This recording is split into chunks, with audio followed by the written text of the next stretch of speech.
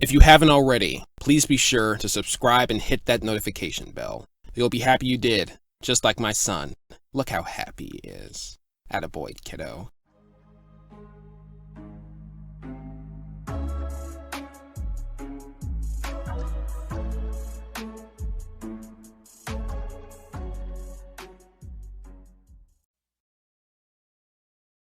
Well, hello, everybody. I hope everyone is doing well today.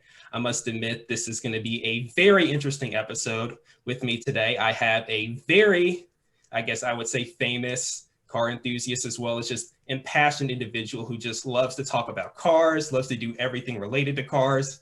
Likes to collect cars in more ways than one, as you can probably see on the screen. I have Tom Voelk with me today, and he's just going to be a joy to listen to and really talk to on my end. So how are you doing today, Tom? Doing well. It's a little cold in Seattle, maybe not compared to Minnesota, but when it gets to the low 30s and you're shooting the car, it's a little chilly. Yep, I can imagine. And I know that you're actually originally from Minnesota, so I guess it's not as, would you say it's bad in Seattle in general as Minnesota, or is it better? How would you say the weather is? Well, actually, I moved to Seattle for the weather, and obviously we're known for our rainy, gloomy conditions.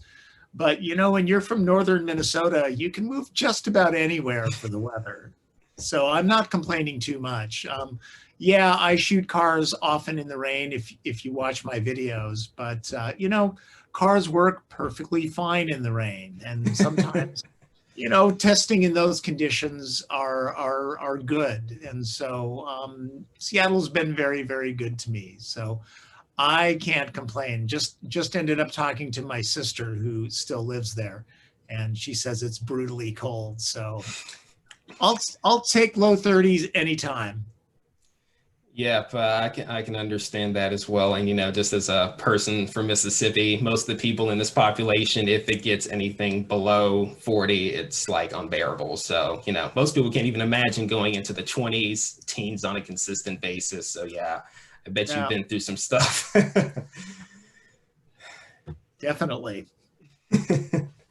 Yeah, I do understand. So Tom, tell us a little bit about yourself. Well, basically, I am known for reviewing cars. I shoot, write, and edit all of my videos. Right now, they're on YouTube and my podcast. I have a video podcast. I spent 4 years doing a video series for the New York Times called Driven. And I've actually operated Driven for the last 10 years. That's been my brand. I'm basically trying to show people what is happening in the automotive world these days, because cars are expensive. The average vehicle these days costs $40,000. It might be the most expensive purchase that people make these days because real estate is becoming so expensive. A lot of people can't afford homes, so they will rent. So the biggest purchase that they'll make is their car. For me, it's just really important that people understand what they're getting into, what choices there are, because in the last 5-10 years, the industry has changed quite a bit. There are brands that were considered kind of crummy that are now very, very well regarded. There have been brands that have had great reputations, have slipped a little bit. You now have electric cars, you have plug-in hybrids, SUVs are much more popular than sedans. So really, the last 5 years has been crazy. And it's really interesting to see the difference. And so that's just my mission, to make sure that people are well educated when they go to buy their car. That is very, very interesting. And I know this kind of might just be an unofficial plug, but what would you happen to, I guess, call your daily driver on a consistent basis? Well, I have 2 daily drivers that are my cars. I have a 1990 Miata that I actually bought new back before anybody knew that the Miata was going to be really hot back in the day, I saw it on the cover of Car and Driver and went, I want that car. And, I had just moved from Minnesota and I could actually have a convertible. My wife, who's from Seattle, looked at me like I was on drugs. But so that's one. It's 30 years old and it still looks almost like new. And then 5 years ago, I got an extremely good deal on a Cadillac ELR, which is a plug-in hybrid, sort of like the Chevrolet Volt. You plug it in, it goes about 40 miles on electric power, and then it has a gas engine that creates more electricity in case I want to drive to Tampa Bay from here. I can do it without charging up. Plug-in hybrids are one of those technologies that I think people don't really quite appreciate as much as they should. I think it works out really well. But a lot of people don't know what the ELR is because Cadillac made only 2,800 of them. And it was really pretty much a failure. But it is an absolutely beautiful car. People still ask me in parking lots, what is that? And so it's mine. I like it. It's been a great car. That's very interesting. Honestly, I could understand the Miata, but I was kind of surprised about the Cadillac ELR in a way. I was expecting, hey, I'm a Toyota Camry guy or something like that. Oh, no. I mean, look, hey, I will never diss anybody's choice of car because, a car is a very personal choice. Some people want a four-door sedan. Some people just need something reliable. Some people don't care about cars. They really don't. They could care less. For some people, a car is simply an appliance to get them to work and back home. And there's nothing wrong with that. For me, a car is a very passionate sort of thing. I enjoy sports cars. I enjoy performance cars quite a bit. And while I don't own a Porsche, I would love to own a Porsche. In fact, I just got out of the 911 Turbo Cabriolet, the new 2021 model, and that review drops on Friday. So that's what I would own. I don't really care about practical cars. None of my cars are practical. My wife has a practical car, and that's fine. But nothing that I own has ever. No, I've owned a whole bunch of two-door coupes. I've owned a bunch of sports cars. And the thing is that there's kind of a joke among automotive writers that we own weird cars. And I think it's partly because we get to cycle through so many different vehicles. I probably drive 75 to 80 different cars a year. And so, we've driven Camrys and Accords and all of the normal things. I think when we buy cars ourselves, we want things that are entertaining, that are fun, that are different, that are maybe kind of quirky. The big joke among automotive journalists is that we like brown station wagons with diesel engines and manual transmissions. Yeah. So looking at some classic Mercedes-Benz, probably the classic Mercedes-Benz station wagons, maybe some old Volvos, potentially. Absolutely. But, hey, the old Volvos, the old like 244s, those are becoming classics. There's a lot of people your age that's what they're looking for. They're using them in Gap ads. They're using them in all sorts of things. They're enjoying a renaissance. Yeah, and that is very true. And I feel like also just with, the automotive just sector in general, there's always this sense of nostalgia that people are just always have about certain cars. Now, obviously, with certain examples like the Hummer, obviously that hasn't been off the market for too long, but for things like the Grand Wagoneer, which is coming later this year for like the 2022 model year, that's kind of been off the market for around 30 years. And speaking of that specific model, what do you think of what Jeep is doing with that? Well, I think they have to do that. Americans want SUVs. They want large vehicles. Americans really hate minivans.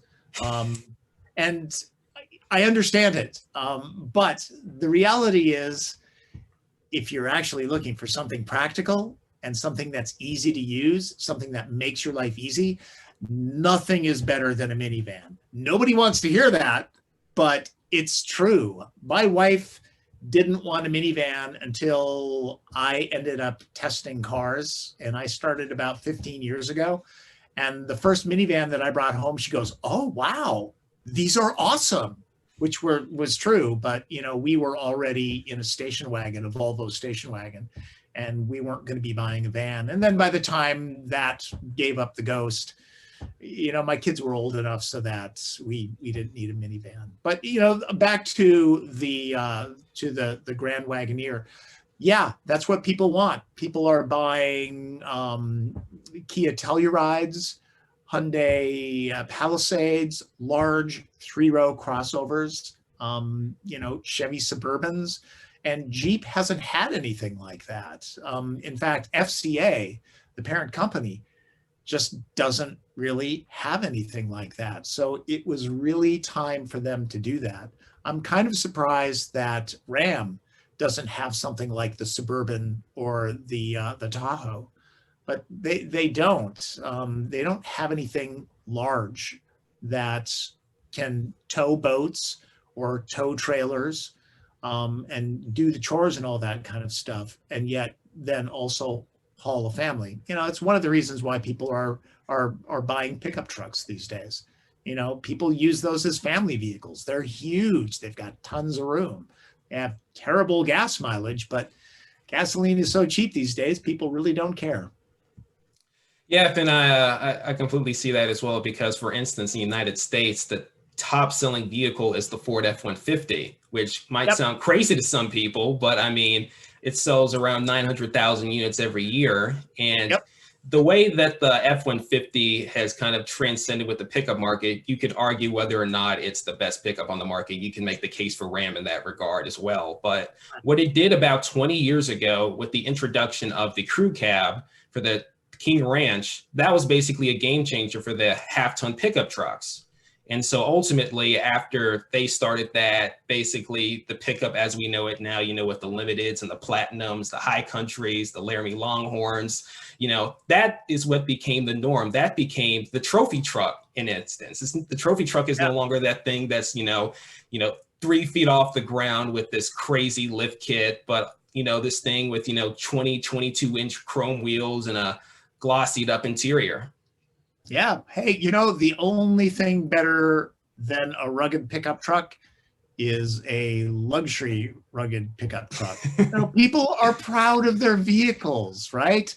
Again, it could be the biggest purchase that somebody makes, and people want to show it off. Cars and trucks are not just transportation. They're pop culture, they're status icons. They're all sorts of things, and people want to be associated with certain vehicles. And, if you're going to be spending an hour or two every day commuting, why not do it in a luxury vehicle or a luxury truck? And the automakers are certainly happy to accommodate that, because every time you put an option on a vehicle, that's another revenue stream for them.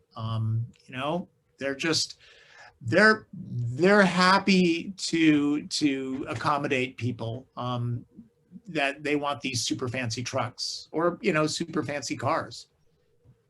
That's extremely true, because the thing about those option lists is the more options you put on them, the more money those automakers make. They don't make as much money off of the cheaper cars. They make a lot of the money off of, the people who want the GMC Yukon Denali's and, the 3500s, even though they'll never tow anything in it. That's where they make their money. Yeah. There was some figure the other day that the Yukon Denali, its purchase price average was higher than, I want to say it was BMW or Mercedes on average. It's like these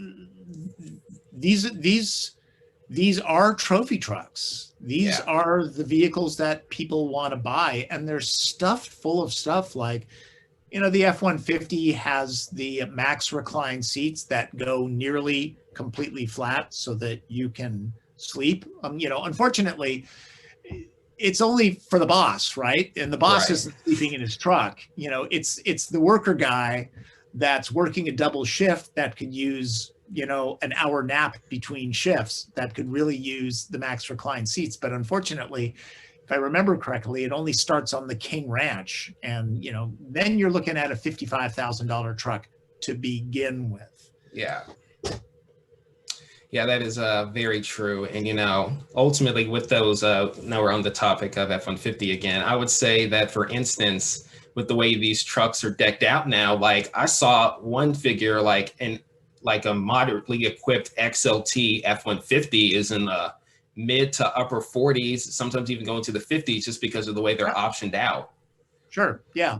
But, you also have to understand that you can buy a basic pickup truck. There's nobody keeping you from doing that. But, we don't have any willpower. I like nice stuff as much as the next guy. And the fact that these pickup trucks, not all of them are just fancy. A lot of them have some really useful technology. The Fords, for example, have the generator systems, and the one that is in the hybrid can literally meet the electrical needs of an entire house framing crew. And that's invaluable. For one thing, you don't have to buy a separate generator. You don't have to worry about the gas going bad or whether or not you use it. It's always there. You don't have to worry about it being stolen out of the back of the truck. And as far as the cost of it, it's actually less expensive to get it as the option than it would be to buy a generator that would create that much, that much power. So it's actually a pretty good idea, as long as we're on F-150, it's simple things like they've molded a ruler into the back of the tailgate because, how many times do you forget your tape measure? I know that whenever I'm doing, stuff, I'm always going, I'm at Home Depot and I go over and I steal a tape measure and then I use it and then I give it back because I've forgotten it. And it's got wood clamps, receptacles in the tailgate. Small things that really don't cost all that much, but they're really brilliant ideas. And so, just remember, you don't have to buy a fancy truck. You can buy a basic truck. And if you're going to be using it for work, why buy a fancy one? Because you're just going to beat the hell out of it anyways. Yeah, that's very true. And now that I know you just mentioned just kind of the work that kind of goes in with tape measuring and things of that nature, I just can't help but think of just what goes into such your intricate videos and things of that nature. Like, just starting off, about how many hours on average would you say it takes to just make one video? On average, it probably takes me from start to finish easily 40 hours. Wow. Thing is, I got my start in television news. So one, I'm kind of a stickler about getting the facts right. And I also feel like I have the privilege of usually living with these vehicles for a week. And so I want to make sure that I answer everybody's questions. I try to get to everything that somebody might want to know about the vehicle. And so that means sometimes calling up the PR people at the automakers and asking them, hey, look, is there anything about this vehicle that I'm missing? And I'll talk, to them about all of these features. And sometimes they'll say, oh yeah, have you noticed that, in the navigation menu, you can call up augmented reality and it superimposes the camera up there. So it's much, much more accurate when you're driving in an unfamiliar area. There's all sorts of things that it's really important for me to get right. And I started off as a news photographer, and then I got into production photography. So for me, it's just important that everything look good, because that's just sort of my thing. I want the cars to look good. That's just kind of the base level. I think that whether I like a car or I don't like a car, the equalization is that the car will always look good. I will always present them evenly. And so, and I love design. I've always loved design. When I was a kid, and you were talking about, Motor Trend when you were a little kid, I loved looking at the car magazines and looking at the design and all that kind of stuff. So I try to point out things about design that people don't notice. And I just try to show the car in a reality-based sort of way. And so, yeah, it takes time. It does. And sometimes it's my own fault. I forget to charge up a battery and I'm out in the middle of nowhere and my mic batteries are dead. Operator error. Sometimes it's just conditions. Like the other day, we were shooting the Porsche 911 Cabriolet turbo, and it was pouring down rain. It's a convertible, but it is Seattle, and so that must be, expected.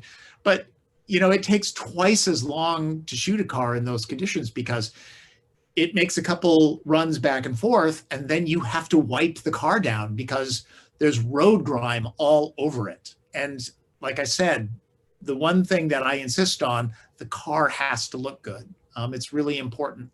So we must have wiped that car down 24 times. I went through dozens of microfiber towels. And then, editing and then writing, because, writing, yeah, you want to give facts, but you also want to make it somewhat entertaining. People are investing their time. If somebody's going to invest 12, 15 minutes watching one of my videos, I want them to walk away thinking, wow, Tom Voelk did not waste their time, Wow, that's really great to hear. And I have to admit, the quality does show through your videos, but I have to admit, that's just astounding. 40 hours a week, that's essentially a second job, a second full-time job. Yeah, well, the thing is that with all the writing that I do, like, when I do stories for the New York Times, all of the stuff, every time I drive a car is just another bit of research that I'm doing for other stories. When I'm talking to PR people and finding out, what's coming down the pipe, I know lots of things that I can't talk about. I was able to go 18 months ago. I went to Japan and went to Nissan's design center, and I saw everything that the company is going to be debuting for the next 3 years coming from now, because, back then it was almost 5 years. So, I saw the new Aria EV and what it was really going to look like, and not just the one that they had just shown at the Tokyo Motor Show. I saw the new Nissan Pathfinder that they just showed off. I saw the Z car, and everybody was like, is there going to be, people didn't know that there was going to be a Z car. So for a year, I had to not tell anybody that I knew that there was going to be a new Z car. And so, but back on track, every time I do a car, I notice a trend. I notice a new technology that's starting to trickle in at affordable levels. I just did a New York Times story back about a month ago about how grills are becoming enormous. Like we've all seen BMW, yeah, the BMW 4 Series grill and the Genesis GV80 and the G80, Audi, Lexus spindle grills. They're huge. So I was able to call up designers from Cadillac, from BMW, Genesis, Lexus, to ask them, what gives, guys? Grills don't need to be that big. You only need about that much airflow. But why? And, so while everybody else was complaining about, oh, the BMW grill is huge and it's ugly, blah, blah, blah, I just went, you know what? Let's do something about this. Let's call the guy that designed it. Let's ask him why. Why is it that way? And they had fascinating answers. That certainly does sound like it. And, I saw this on your website, basically talking about the reason why you kind of just really started Driven and things of that nature. And I feel like it just kind of goes into what you were just saying. I feel like a lot of times people have this tendency, especially on YouTube and other platforms, to just, kind of just do the bare minimum, just say what other people are saying, just, present videos where they just place their tripod in front of a car, they talk, they go to the interior, do another location, put their tripod in another location, do another thing, put up maybe one GoPro in the interior. That's how they do the review. Very minimal editing, very little inspiration at all. And, that's something very refreshing about really your channel, because obviously with some of the shots you made, like I said in my initial response to you, I thought that your evil twin was an editing thing that you were doing really for the longest time. I realized that he was actually your twin brother. But and he's hard to work with, requires craft services and Perrier water. Evil twin. Yeah. But, honestly, I can just tell just by the way you just present everything. It's really a step above the rest. There is really no one else like you on YouTube and really, really most other platforms, as well as arguably, I think that you have really some of the best content out there, especially from a person who really does it by himself. Oh, well, thank you. Yeah. I appreciate that, because I do work hard, but really it's also my own personal indulgence, because I love photography. I always have, ever since I was a little kid. I played with cars and I played with cameras. And I really haven't changed all that much since I've been 5 years old. But it's, the thing is that, again, I feel like I have the advantage that all of these people let me drive their very expensive cars. And I do feel a little bit of a responsibility to be able to do these things right. I do things my way. There are other people on YouTube that are working very hard, and they produce more stuff than I do. And there have been a lot of people that complain that I don't produce enough videos. And that's why I don't have any more followers than I do. I have a lot of followers. I have like 140,000 followers. Well, it's not 4 million, but it is what it is. My channel, Driven, it's kind of my indulgence. I do what I like to do. It's very soul satisfying. And I can also just tell that with the style of your content, from whether it's your interactions with your evil twin to the TP trunk test, which is also very interesting and frankly very, I guess, good timing just because of what's going on right now. But yeah. Ultimately, I can tell you definitely enjoy this. You make this your own. The style, it's very clear. You don't apologize for it. You're very consistent with your style as well. So, I mean, look, if people criticize you, and I'm sure I'm preaching to the choir here, if people criticize you, your content's good. And honestly, I think you know that. You know what? People can criticize all they want. I know that I'm putting the work in. And the reality is that, yeah, there's going to be a person here or there, but actually the people that are on my YouTube channel are pretty good. Yeah. I've actually had other auto writers when I go to these events, and there'll be dozens of them. People are like, do you like delete like nasty comments? And it's like, it's got to be really over the top, crazy nasty and really awful. and, maybe attacking somebody else that's, in the comments. I probably delete one, maybe two comments a month. So if you go on my channel and you read it, it turns out that there's a lot of smart people, a lot of people that are making comments. A lot of people will point out things that I miss or that I didn't think was all that important, but are important to them. So they'll fill things in. People ask questions. Some people who own the car will, go into more detail than I did. Because, if I went into great detail, these reviews would be a half an hour, 45 minutes long. And, I just don't want to waste people's time. People have other things to do. I just think it's really important to cover 90% of it and then move on. Yeah, but I think that's a really good strategy, just because ultimately you would be able to do a pretty good 30-minute, 45-minute segment. But the thing is, the reason why it's not really done by anybody is just because people's attention spans would just go out the window. I mean, it doesn't matter how good your content is. I mean, after a certain point, people are like, look, I have like other things to do today. Your content's great, but like, I can't watch a 45-minute video. Yeah. No, and really, honestly, a car review should not be 45 minutes. Yeah. If it's 45 minutes, then, you're talking about your mother and what you had for lunch.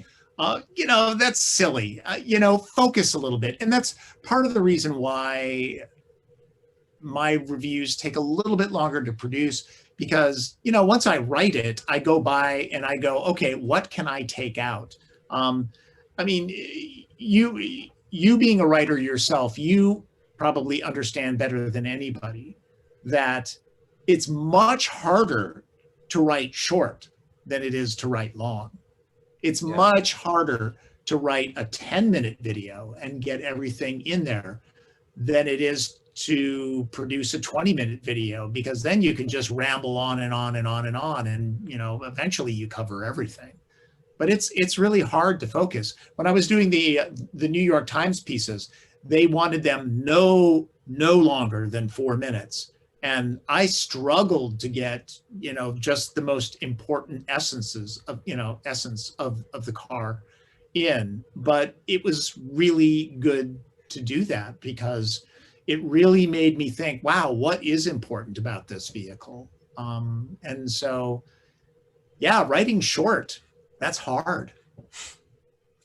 Yep, that is very true. And even from my own experience, as you can probably tell, I'm not too far removed from high school. I graduated back in 2019. But when I remember back when I was, regularly doing video productions and video stories, the limit, or the general limit for doing stories was, my advisor was saying, listen, the stories need to be longer than 1:30, but they should not surpass 2 minutes. And I was always the guy who had the story that was 2.5 to 3 minutes long. And it's just like, you have to cut this. But the struggle is real, I promise you. Yeah, it's hard. And I think, I also do, because I grew up in broadcasting. I started in northern Minnesota at KDLH Television, the CBS affiliate in Duluth, Minnesota. And then I went down to WCCO in Minneapolis, which at the time and still is considered one of the better affiliates in the country. And then I was lucky enough to move to Seattle and work for King Television, which was considered to be one of the best photography stations for decades. And I learned so much from everybody there. And you learn all these tricks. How you can actually show one thing, but talk about another. You don't have to literally say, the doors are very easy to open by just pushing this button. You don't have to say that. You can just be talking about how, the design of the car is great, and then showing how easy the door is. You don't have to beat people over the head with it. There are all sorts of shortcuts where you can cram all sorts of information into a 2-minute video. It's like, as long as it's somewhat related, you can cram 2 or 3 times the amount of information into a video than you would if it was just a written script, because you can show so much. I don't like to do slideshows. I like to, to be, talking about something, but also demonstrating something else. It really helps to shorten the videos up. Yeah, that is very true. And I guess just with that experience at the King Broadcasting Network, if I'm not mistaken, that's where Driven also started. Is that correct? That is true. Yeah. Yeah. They were, they were like one of the very, very few TV stations in the country that said, yeah, we'll do car reviews. That's kind of neat. It's a consumer product. And that's the way they looked at it. There are very, very few TV stations that do that, which is really crazy to me because, cars are, like we talked about before, they're pop culture, they're status symbols, they're consumer goods, they're transportation. They touch on business, they touch on ecology. There's so many different facets to it. And so most people own one, why would you not do stories on cars? And so the folks at the station were very good. And you have to remember at the time, I was a photographer. I was not on camera. I would always write stories about cars. We did a car special every year, but we would also have, the reporter would be the talent. We would go to Detroit and we would do a bunch of stories, and I would write them all, they would voice them all, and then they would appear on camera. But I was a photographer, and but when I said, hey, I can get press cars, let's do these on a regular basis. Every week we do a car review. My boss said, Voelk, go get a haircut, go put on a clean shirt, because the show host that I was working for knew nothing about cars, and he was not going to be the talent for it. So that's how I got into being on camera. I actually like the photography and the editing part the best. Yeah, and you already just answered the question I was just about to ask that just perfectly. So would you say after you just kind of got that spot, the rest was history, at least in some extent? Yeah, the thing is that there were people at the station that were not too keen on the idea. And so it was a little bit of a struggle. It was sort of my passion project. So I just kept pounding my head against the wall to make the series continue. And it did for about 3 or 4 years. And then finally the station canceled it. And I was like, fine, I had a great run. And literally a month later, I got a phone call out of the blue saying, hey, we found these videos that you're doing and we really like them and we'd like to license them from your station. And I said, well, I'm doing them myself now. My station has nothing to do with it. And they said, oh, great. Well, we'll license them from you. I'm like, okay, who are you? And they're like, oh, I'm Ann Deary with the New York Times. I was like, what? So, that was pretty awesome because anybody that works in news would love to work for the New York Times. And I feel very privileged to be able to work with the people there because they are the smartest people in the room. They're really great. I've learned so much from them. It's really been a terrific opportunity. So, I've just been lucky and, tenacious, but lucky. Of course. And I just have to ask, for your first driven car review, which car was it? It was the Audi A4 Cabriolet, front wheel drive. It was tan top, kind of a bronze paint. And I very much distinctly remember shooting it. And, it was also one of those things that while I was a real car enthusiast and I read Car and Driver, Road and Track, Motor Trend, And at the station, they got Automotive News, which if anybody hasn't heard about that, Automotive News is a really great resource because it also covers the dealerships and financing and, you know, all of the political stuff that's going behind. But I was all into cars and everything like that.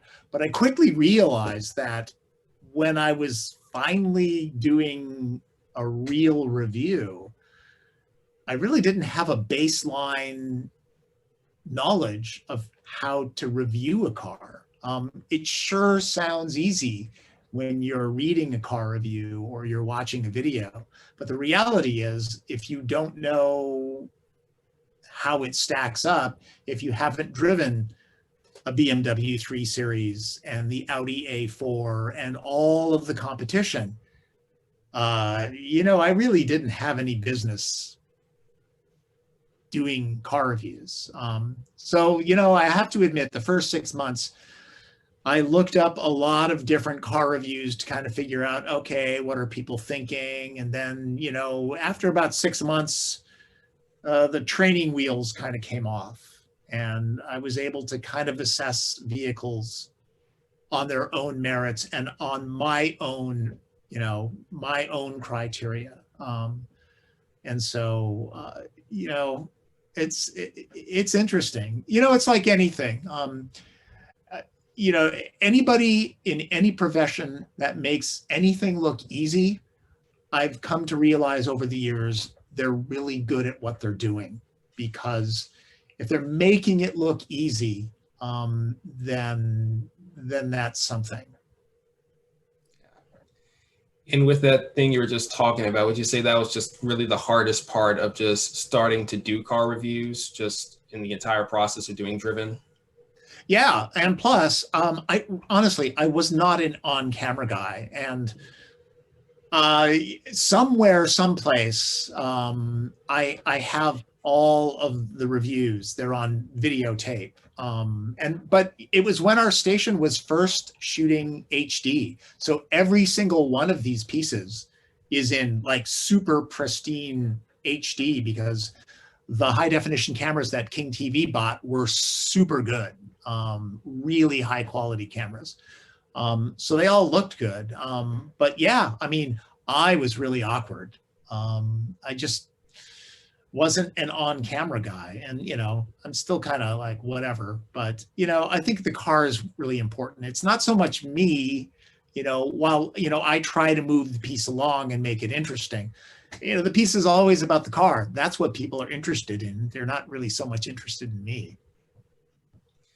But I can't necessarily say that either, just because the personality of the person also giving the car review is also important. And even just based off what you're saying, you know, I don't think anyone in your audience would have ever guessed that you had an awkward phase of trying to learn how to do car reviews, like a puberty of sorts on camera. Oh, it was awkward, man. Garret, it was, you know, I think maybe that's what was entertaining about the first 6 months of that, was just me being just kind of dorky. But yeah, you know, but you know, you live, you learn, you know, you figure things out. But and it's good to be my own photographer because, you know, if I don't get a shot, I know who to blame. You know, I can go right to the source and say, you screwed up. Yeah, very true. I guess also, would you say that's kind of also an advantage to just kind of being the one-man show? You know where to go to, you know, okay, I know what I did wrong. If you don't fix this, you're fired. You know, stuff like that. Yeah. Oh, absolutely. And you know, yeah, I mean, it's a one-man operation, but you have to understand that, one, my wife is very supportive. My wife, who really could care less about cars. I mean, she could care less about cars. And you know, I always need somebody to drive the car because I can't shoot the car if it's not moving. So during this COVID situation, you know, she drove some of the cars, but she didn't want to drive high performance cars.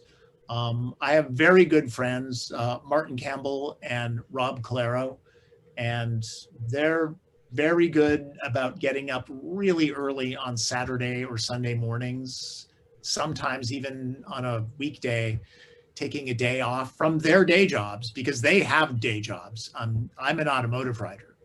And they come out and they drive the cars. And yeah, they're car guys too. They're interested in, but I couldn't do it without these people. And you know how it is. I mean, even, I'm assuming you're a one-man operation as well, but there are people you learned from. There are people that support you. There are all sorts of things.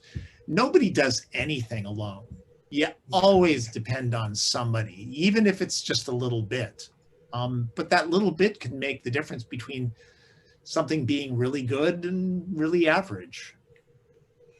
Yeah, that is very true. And a perfect example of that is really the people who will appear just before this episode. I remember I filmed the episode this past Sunday, the Super Bowl Sunday. And just for point of reference, everybody, this episode's recorded February 10th, 2021. But back to what I was saying, I remember what should have happened was it should have just been an hour shoot, but due to technical difficulties and because Zoom only allows 2 people to just do an unlimited meeting, if it's 3 people, it's time capped at 40 minutes, and then internet issues because it's across, 2 different states. I mean, it was terrible. Like, it went to a 3-hour ordeal, and the average person would have been like, you know what, look, I gotta go, I'm sorry, but they stuck it through. They were willing to not only just stick it through, but they're also willing to do it on a Sunday, Super Bowl Sunday nonetheless.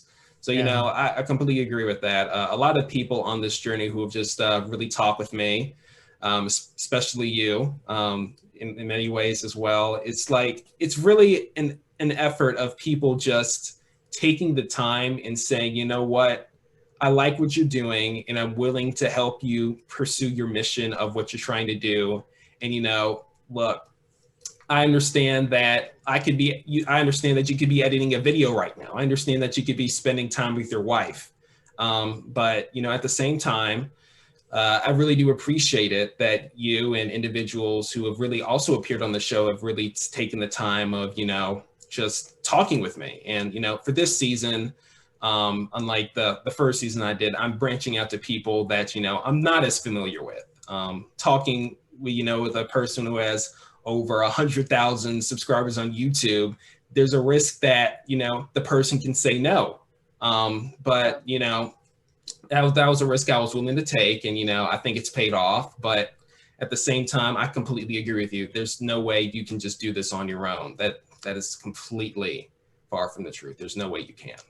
Yeah, and it's really important for me to give back in my industry. I mean, and not just automotive writing. I mean, I was 18 years old and I was not ready to become a television cameraman.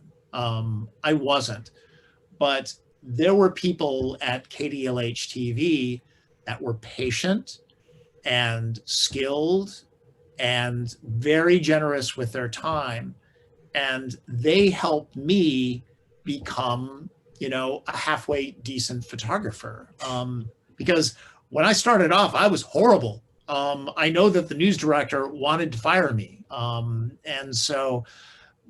But I just kept working really, really hard and saying, okay, I'm doing this wrong. How can I get it right? And there was the chief photographer by the name of Ron Lund, and he spent hours with me, showing me how to do things. And then there was another photographer there, Mark Goodermote and Tom Crone. These guys, I really looked up to them. They helped me. And so I kind of feel like, if I can help you, if I can help anybody out there, it's really important for me to be able to give back. I try to help people, who are just starting in broadcasting, give them photography tips, give them editing tips, because, it's all kind of a club. If you get people and give them good information, you know, higher tides raise all boats. I mean, I'm not saying that right, but it's just really important. It's really important to be able to communicate clearly. Right. You're good. Yeah. It's really important to communicate clearly, and by communicating clearly and showing good video, making sure that things are written correctly. Journalists, whether you're, at CNN or a local television station or the New York Times, it's your responsibility to get things out accurately. And I know that some people think that the New York Times is biased and all that kind of stuff. And I don't know what to say other than it's really important not to silo yourself off from different news sources. It's really important to look at a bunch of different news sources and really figure out what is going on, because, and now I'm going down the rabbit hole of journalism. If you're not looking at multiple sources, it's really easy to just start believing what you want to believe. Yeah. And believing what you want to believe is not important. I mean, it's like people will say, if I cover, for years and years and years, I've been saying that Hyundai and Kia cars are really very, very good vehicles. And people are like, oh, those are crappy cars. They're really cheap. They're made in Korea, blah, blah, blah. And, the reality is no, if you take a look around, if you actually do the research, you'll find that these are very, very good cars. They're very competitive. And the reality is that there aren't really any crappy cars being made anymore. The worst cars today are nearly as good as the best cars were 10 years ago.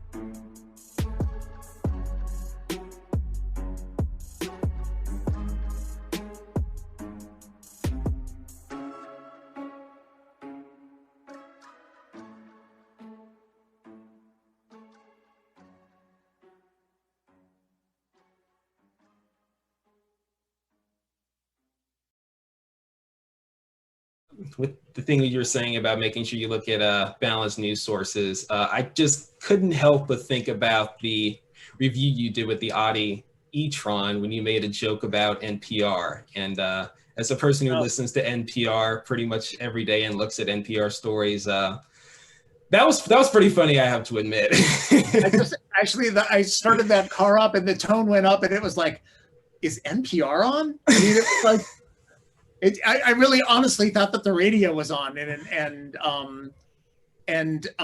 funny that you should bring that up, because I had a hell of a time recording that tone, and it's those little details that it's really difficult. You have to try to find out what speaker that tone is coming from, and it's bouncing around the car, yeah. And just a funny story, there's a producer by the name of Doug Berman, and he produces the NPR show, Wait, Wait, Don't Tell Me. And he also used to produce Car Talk. And I made some crack about NPR, and he emailed me and he said, hey, I just wanted to tell you I really like your reviews. I was like, what? I mean, this guy's an excellent producer. So every once in a while, I'll make some crack about NPR and he'll go, hey. Of course. And I remember another joke that I found really funny. I was looking at a video of yours just before you came on and we had this conversation. It was with the Mercedes-Benz GLS, and it was with the suspension system. I think it was called the free ride suspension system. And I remember when you just kept bouncing it up and down. This looked like hydraulics, to be honest with you. And then I just heard your joke and I'm like, yeah, I feel that. Yeah. Yeah, well, the funny thing is when I was shooting at that, there were some guys across the street that were laughing hysterically because, I mean, it didn't have to be said, and I didn't say it. I just said, yeah, I know what you're probably thinking. It looks like people are having sex in the car. It just does. The thing is rocking back and forth, and it's a great visual, but, it's rocking back and forth because if you were stuck in sand, by doing that, it helps to free the car. Yeah. But the visual is pretty funny. I mean, you're doing these videos. I tend to goof around. I like to have a good time as much as the next guy. And it's good to throw a little bit of humor into it. I mean, I'm by no stretch of the imagination a comedian, but there are just certain things that just strike me as funny, and I'll just point them out. Of course, I feel like that quality is really in all of us. And I guess another element of that humor as well is, I just had to bring this up again. It's your twin brother. Is he as knowledgeable about cars as you are, or do you kind of have to guide him along in episodes? Oh, okay. No, Ethan could really care less about cars. He's all about the catering, and he's all about back seats. He's all about comfort. That's all he cares about. And you'll notice he doesn't show up when back seats are really super cramped. He's like, I think I'll pass on that. But he's not particularly easy to work with. He always wears the same clothes and seldom bathes. Yeah. Yeah, so you still got some sibling rivalry right there. So it's kind of funny.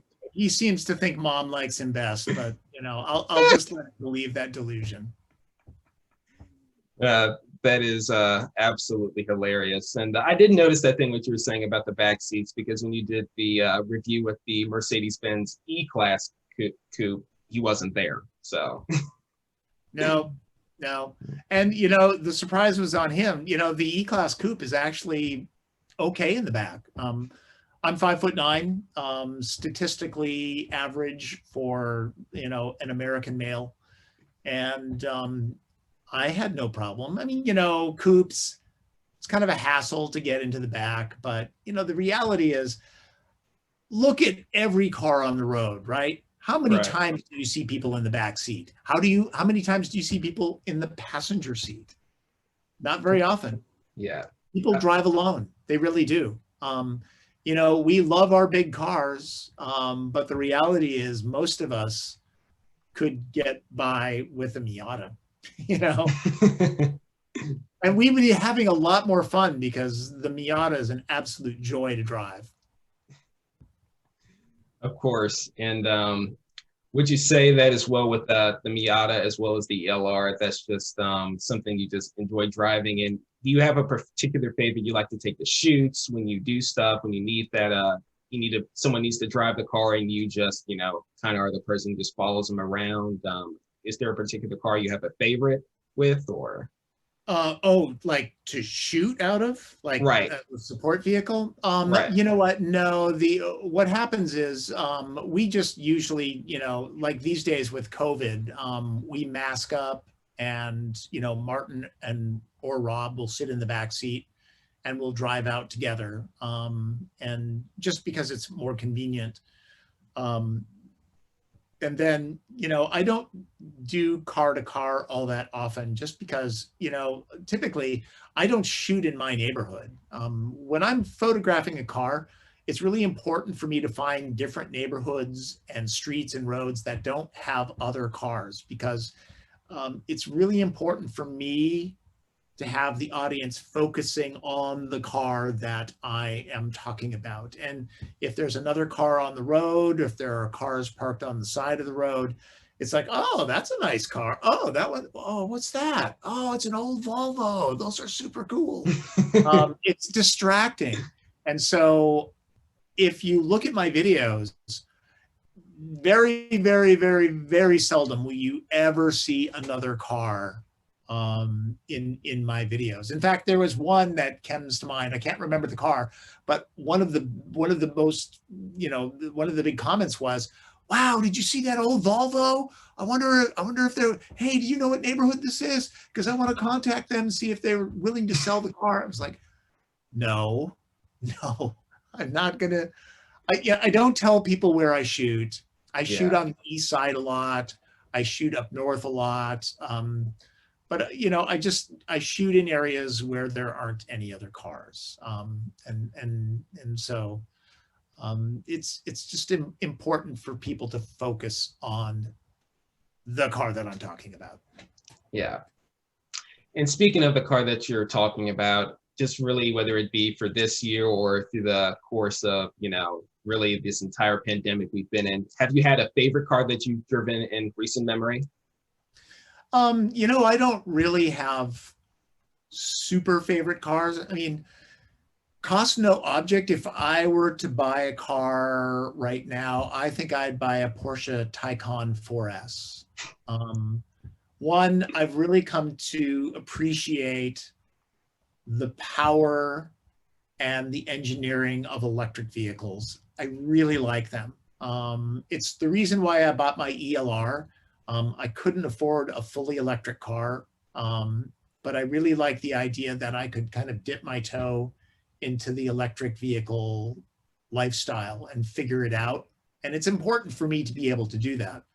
I do love Porsches just simply because, yeah, they're expensive. But the thing about Porsches is that I just got out of a 911 Turbo Cabriolet, and it was nearly fully maxed, and it was $228,000. Okay, not cheap. Obviously, not everybody listening to this is going to run out and buy one just because I said it's a great vehicle.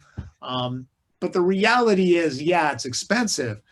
But then you look at something like a Ferrari Portofino, which is only rear-wheel drive, and it starts at $250,000, right? Okay, and people are saying, oh yeah, but it's a Ferrari.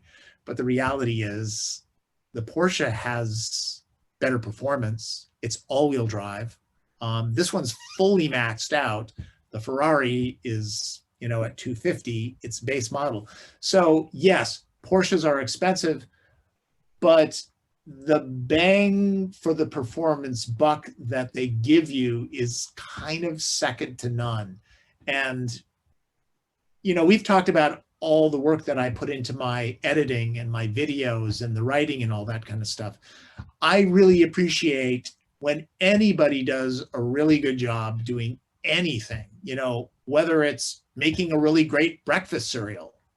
Anytime anybody spends time to make something really awesome, I like that. And I think for me, whether it would be a Cayman, a GTS 4.0, or a Taycan 4S, or a 911, which is like, a super classic car, I really appreciate the work that went into it to really get it right. So the materials inside the interior are perfect and perfectly crafted. So yeah, that's the long way of telling you that if I were going to be buying a car myself, I would probably buy a Taycan 4S. That would be my car. But I will also say, getting off really expensive cars, the one thing that I really appreciate in a vehicle is when there's an affordable vehicle, like say a Honda Accord. That car, average price, $35,000, looks great, drives great, has a beautiful interior, it's fast, it handles well. That's a dark art, right? A black art, because you're making something that's affordable, but yet somebody wants it. right? That's hard to do in an age where anytime an automaker can literally save a penny on a part or a material, they're making 300,000 of anything. They're saving $1 on something. That's $300,000 that they save. So it's really important to get that balance right. It's very, very difficult to do, and not every automaker does that. Yeah. And, again, probably preaching to the choir here, but, some automakers have been infamously charged with the accusation and or truth that they have skimped out on their interiors, their exteriors, their powertrains, and it's hurt their image. So yeah, that is extremely true. Yeah. And, I try to call it out. The other thing that I have to say is that when I'm reviewing a car, I try to put myself in the shoes of the person that would actually be buying the car, because I am not going to be comparing, a Nissan Versa to an Audi A3. I mean, that's ridiculous. It's like, the cars cost twice as much. And so you have to put yourself in the shoes of the person who's thinking about buying the car. If somebody's thinking about buying a Nissan Versa, which, to be really honest with you, the previous generation was fairly dreadful. But the new generation, $21,000 fully loaded, it's actually a pretty good deal. Think about a single parent that needs a new car with a warranty because they need it to be reliable.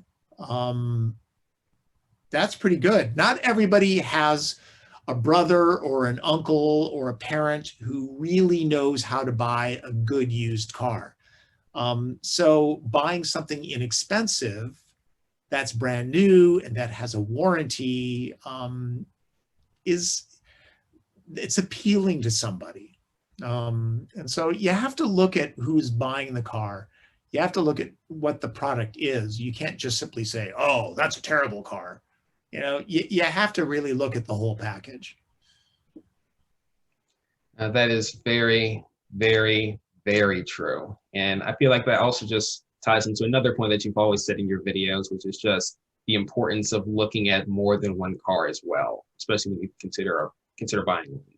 Oh, yeah. I mean, look, as we talked about before, a car could very well be the most important purchase that somebody ever makes, right? The average price of a car is $40,000.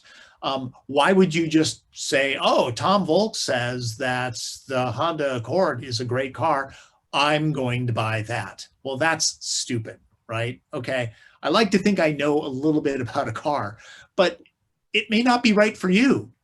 You might need the versatility of a crossover or an SUV.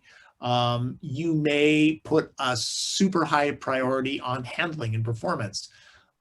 You need to know what you like. And then, say you're looking at a Honda CR-V as far as an SUV crossover.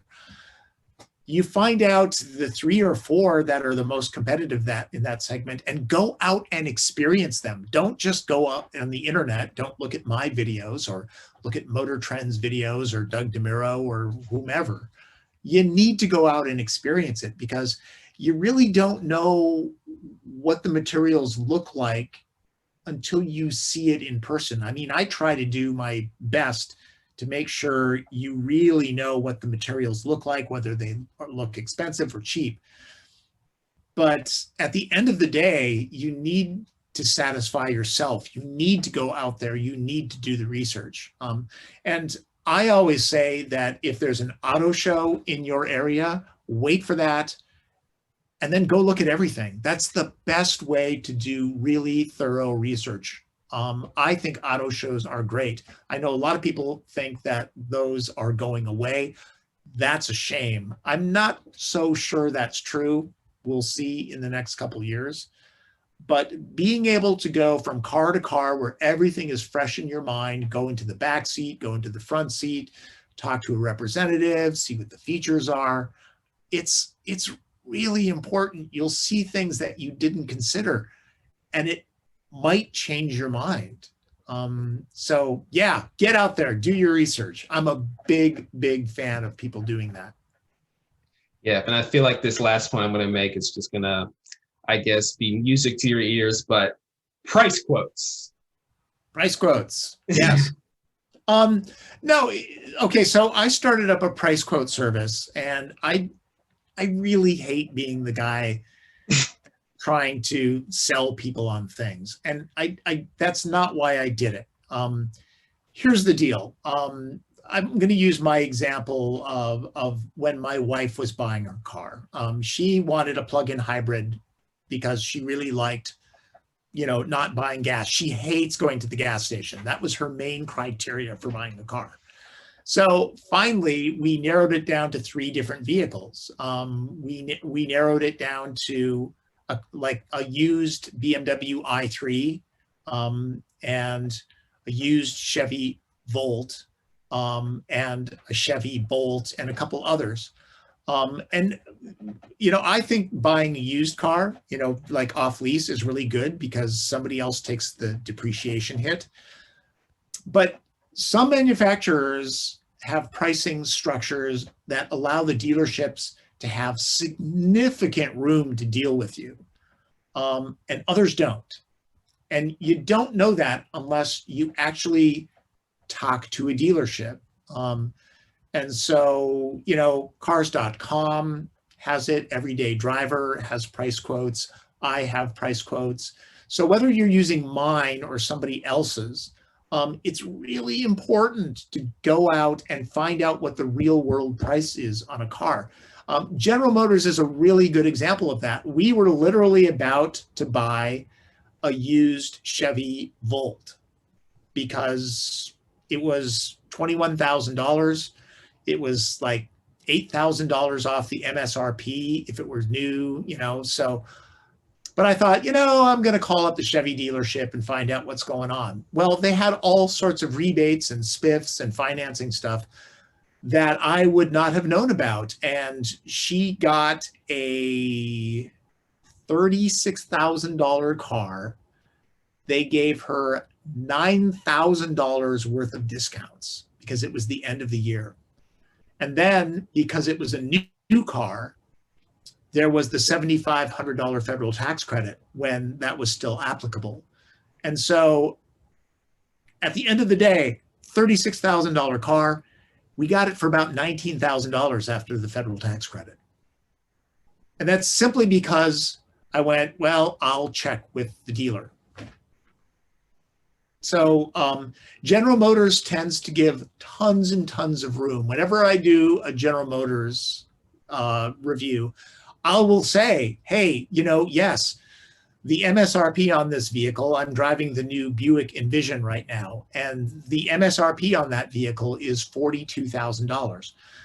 My guess is between rebates that are already starting to happen on that vehicle and dealing with the dealer, you're not going to pay $42,000 for that car. It's going to be, I can't say because, I don't know how hot that vehicle is because everybody wants SUVs and crossovers.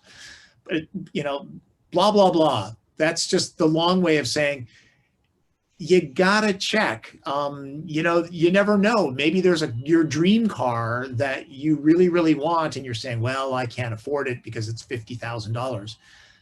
Check. What do you have to lose? Contact a dealer. Say, I can afford $40,000. You might get it. It's true. I mean, we got $9,000 off on a $36,000 car. It could happen. You never know.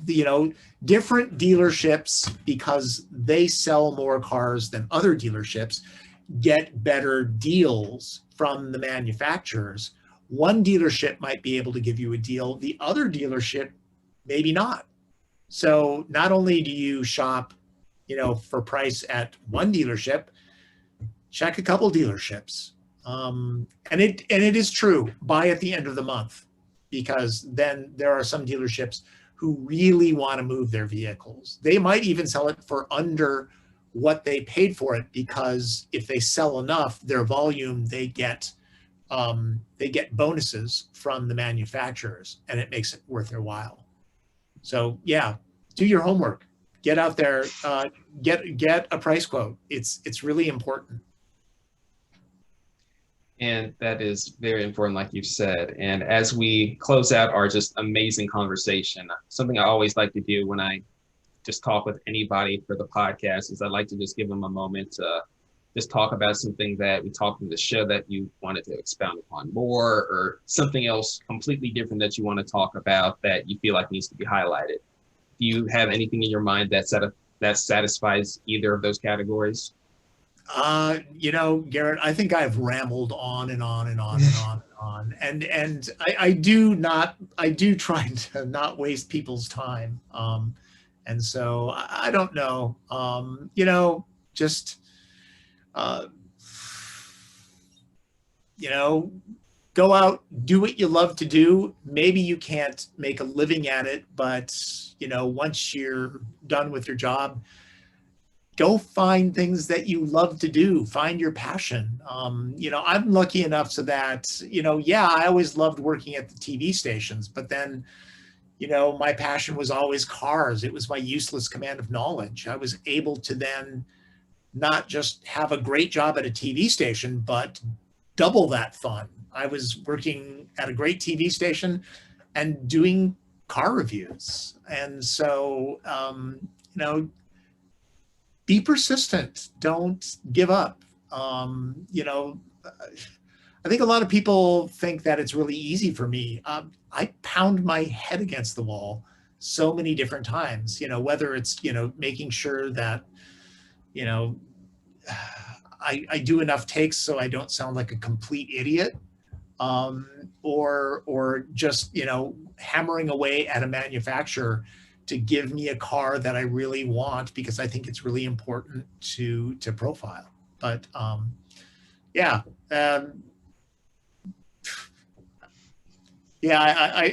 told you I wasn't gonna keep yammering on, but here I go. But so what about you? I mean, what do you want to do? Well, that's a very interesting question, Tom.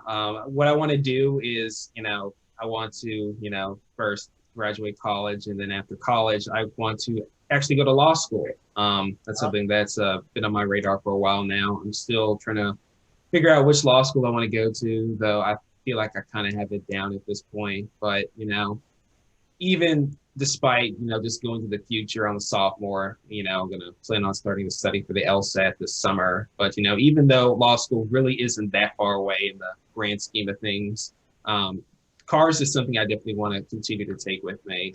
It's something I've always been passionate about.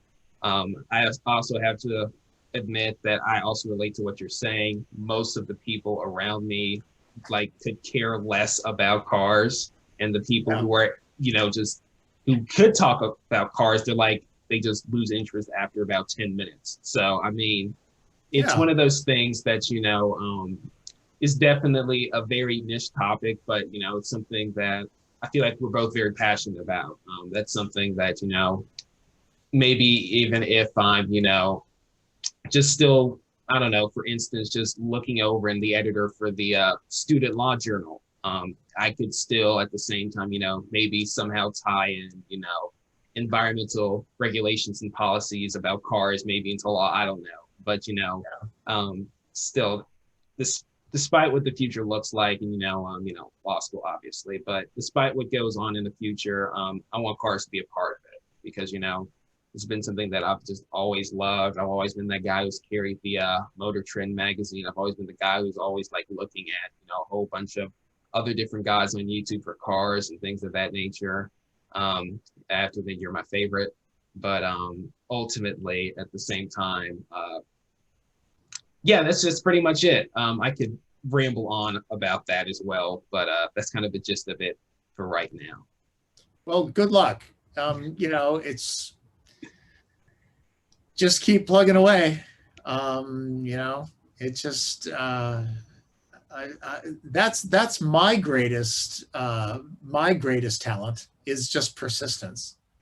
And realizing that, you don't have to get paid to enjoy something. I make enough so that, this is, great that I can, pay some bills and all that kind of stuff with what I do. I'm, very happy that my wife has a good paying job and good health care. Of course. And I guess kind of going off that point, even though I'm not exactly getting paid for the podcast, it's just still something that I just always enjoy doing. It kind of started off as a assignment actually for one of my journalism classes last semester. And essentially I went way above and beyond for the assignment. The episode needed to be 2 minutes long. I made it the first one 20 minutes long, and then the subsequent ones would have been like 40 plus minutes and things of that nature, just because I enjoyed it. And, I enjoyed it so much, I decided to continue it on for a second season.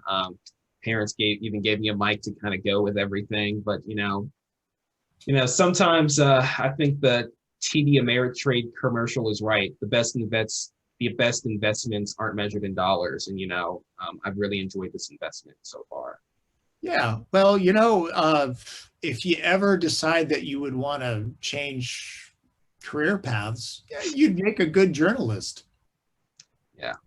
And, I feel like that could also just be another thing in the future as well, just because, part of what I'm doing with this process is you still have to do research. You still have to do, your homework, especially when you talk to people and things of that nature. So there are some journalistic elements involved in this, but at the same time, especially since I'm majoring in journalism, I have a minor in business administration, my accounting classes.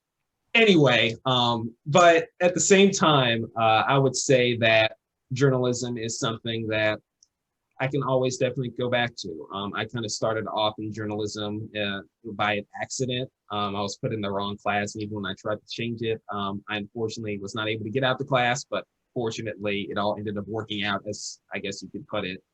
But at the same time, yeah, go ahead. Yeah, I mean, hey, look, I will encourage anybody to get into journalism.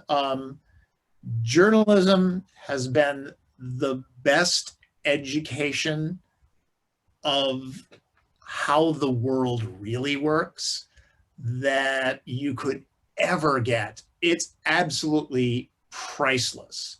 All the things that I've seen. I've done it for decades, and I've been all around the world. I've seen behind the scenes of so many different things. I've met celebrities, I've met politicians, I've met, even more important than that, people that are really making a difference in communities and in the world. And you don't have to be a celebrity to do that. It's really neat. I know that, journalists are up there with lawyers with, how people, regard people. But it's like, you don't understand, not all journalists are going to get it right. You have to pick and choose your sources, and you need to do a little bit of work yourself. But I can say that as a journalist and somebody that's worked in television and that's written for the New York Times, it's great. I get to talk to automotive engineers and designers and anybody that I want to. I mean, to have that access to people, like you, emailing me and saying, hey, you want to talk on the podcast? All your other guests, all the things that you learn, if you're just talking to anybody, it's just great. Yeah, Ben, really, I couldn't agree more. And again, I've said this, but there's not really a set limit on how many times I can say this. I just want to thank you so much for coming on the show. It is just extremely appreciated. especially Yeah. with your just extremely busy schedule, you know, doing TP trunk test and, you know, trying to get that evil twin to work with you, you know, things of that nature. So I really cannot express how much this is appreciated. I really. Oh, hey, it was good talking to you. You do a great job, and you know, good luck on your podcast. Thank you so much for making it to the end of this video. And look, I hope you enjoyed the conversation as much as I enjoyed having it with Tom Voelk. He really is a standout guy who is completely driven in all that he does, and that is evident in all of his YouTube posts, all of his comments, all of his tweets, Instagram posts, everything. And look, because of that, if you want to see some more of his content, please look in the description below this video to find that. Consider subscribing to him. And heck, since we're on the topic of considering to subscribe to YouTube channels, I hope that you would consider subscribing to mine if you have not already. If you want to see more content like this in the future, or more content like this that has already been posted, this is the YouTube channel and I'm the guy for it. I hope that you have enjoyed all the episodes that have really been posted this season, as well as the episodes posted last season. It really has been a joy to talk with all of the people that I've talked to. They are all amazing people, and I am looking forward to having more conversations like this for the future. And as I say at the end of every podcast episode, stay prosperous. I just have to bring up this quote that I read just on one of the articles I read about you. I want to ask you what this means. If you look in the history of the US, a lot of our leaders started in the legal field and then moved up through there. What is that supposed to mean, Seth? What that means is exactly what it says. And I do feel a call on my life to lead. And right now, what I think that means is doing my best here at the Beasley Allen Law Firm, and doing my best to serve my clients, you know? And I think that is what I'm gonna say on that subject as of now. But stay tuned.